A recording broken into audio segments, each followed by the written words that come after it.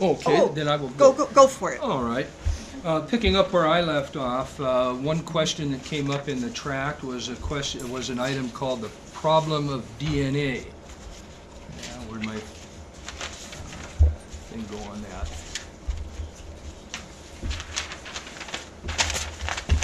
Well, I'll just read what I had on it. In the problem of DNA, mentioned the situation with mitochondrial Eve about 200,000 years ago.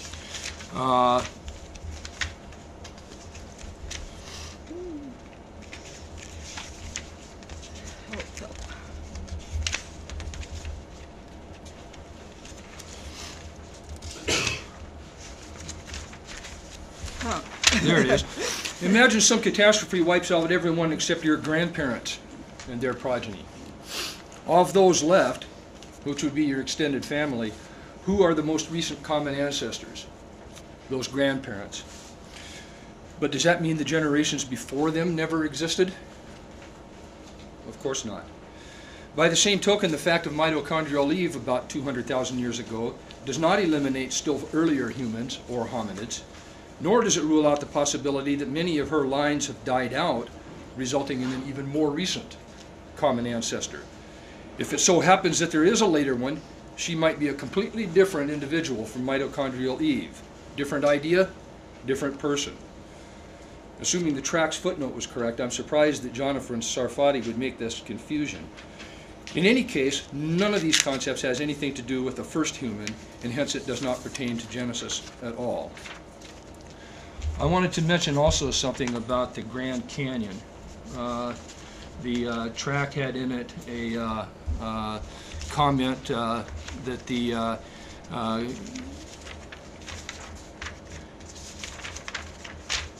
Grand Canyon, the track, we have been told that the Colorado River cut the Grand Canyon over millions of years, a little water over a long period of time. If that is true, where is the dirt from the canyon? The river has no delta. Well, reality, the Colorado River Delta itself is quite extensive. It covers 3,300 square miles and is up to 3.5 miles deep, containing over 10,000 cubic miles of the Colorado River sediments from the last 2 or 3 million years. The sediments that were deposited by the river more than 2 to 3 million years ago have been shifted northwestward by movement along the San Andreas and related faults. Sediments have also accumulated elsewhere. Some were deposited in floodplains between the Delta and the Grand Canyon. Secondly, wind is a major erosional force in parts of the Colorado River Basin. Some sediments from there and Wyoming were blown as far as the Atlantic Ocean. And finally, third, much of the strata exposed in the Grand Canyon are limestone and dolomite.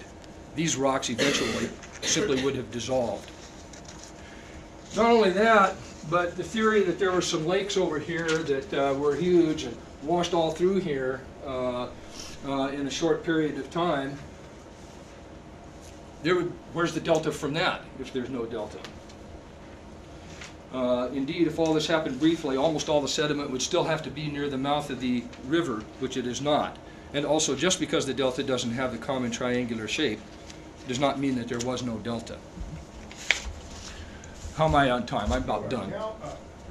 Okay, thank you.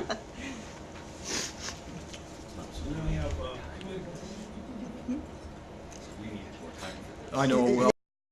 On both sides. One problem I ran into is one expert would say one thing, another expert says another, and that's why for a lot of this I didn't, because you got your expert, I've got mine, and where's the audience to stand, Couple of things. Oh, that came out nicely. Back in 42, 6 B-38s and 2 bombers, 17s, had to make a crash landing on Greenland's ice sheet. And we're told that the ice is building up, each layer represents a year, and it's roughly 13 years to the foot, give or take. And so when they came back, they expected, 5-6 feet of ice and snow over these plains. They wanted to recover one of them, which they have done, the one at the bottom here. now flies. It's in the Midwest. It took them $6 million in 10 years to completely restore it. We don't know that it's the same one pictured here, but they had to go down 263 feet of ice to dig this thing out using hot water to melt through the ice. That's more than 5 feet of ice buildup each year. Greenland's ice sheet is up to 10,000 feet thick and could have accumulated in only 2,000 years instead of the like 10,000 years that they're saying. It took them 5 years to drill down the 10,000 feet until they finally hit bedrock in the thickest part of the glacier. And I don't know who had the winter duty on that. That wouldn't have been fun. Okay. There's a lot of good glacier science you should take a look at.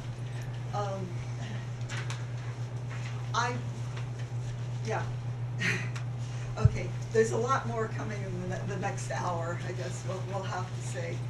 I, in summary, would like to say that the bottom line is that evolution is science, and science works. Like any other form of human endeavor, science makes mistakes.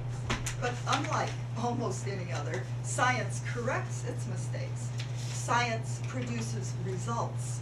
The same principles and the same basic kinds of procedures that have given us space travel, vaccines, digital watches, nuclear energy, iPods, heart transplants, tsunami warning systems, the internet, these same principles and procedures have also produced the theory of evolution. There is no more reason to reject evolution than to reject gravitation or atomic theory or the germ theory of disease. And make no mistake, anti-evolutionists not only reject biological evolution and therefore most of modern biology, they also reject most of geology, most of astronomy, and some of physics and chemistry. That doesn't leave them much except pure mathematics. And Gene has showed they don't always handle the mathematics very well. Well, we'll take either. care of that. Here's a good example of creation theory. It's, You haven't here's a good mastered example that of yet. creation theory here that doesn't really tell us how anything happened. And in fact, if you were to say that the tooth fairy made all this happen, all of your observations would be identical to saying that God made it happen.